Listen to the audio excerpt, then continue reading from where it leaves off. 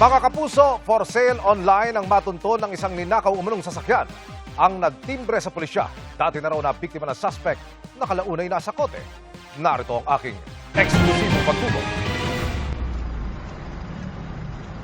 Matagal nang hinahanap ng mga pulis ang kulay puting pickup na ito na nirenta nga ng isang grupo.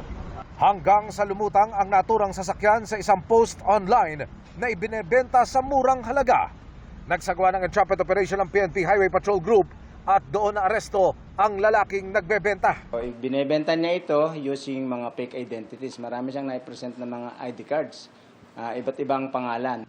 Ang nagtimbre sa pulisya, ang babaeng inalok ng suspect na una na niyang nabiktima noon at nabentahan din ng nakaw na sasakyan. Bibiktimahin niya ulit sa pagbenta ng unit na may sabit.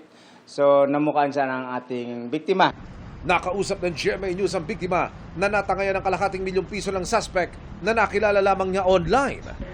Sobrang stress po sa family kasi mga ano lang po kami mga simpleng buhay lang po kami. Nagtatrabaho, malaban sa buhay. Nangyari po ito. Tip ng PNP HPG para hindi mabiktima, bukod sa mga ID, humingi ng iba pang dokumento. Police clearance natin at meron din pong ibang NBI clearance. Kung dagdag ng po seguridad. Kung maaari, ipa-verify muna sa mga clearance office ng HPG ang engine at chassis number ng bibilhing sasakyan para makasiguro na hindi kayo maloloko. Number one dyan, kung ang presyo ng unit po ay hindi akma dun sa inaalok sa inyo. Sabi nga natin, it's too good to be true pagka masyadong mababa ang alok sa inyo. Minsan nagmamadali at alanganing oras ng transaksyon at saka sa alanganing lugar. At pag hinamon mo sila na pwede ba tayong doon na lang sa HPG magbayaran o sa police station para naman may safeguard ako.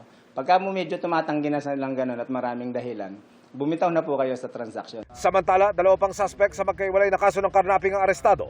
Ang una, sa Dipolog na sangkot sa nakawan ng motorsiklo roon. At ang ikalawa sa Baguio. Patuloy namin sinusubok na makuha ng panig ang mga inaresto. Emil Sumangil, nakatutok, 24 oras.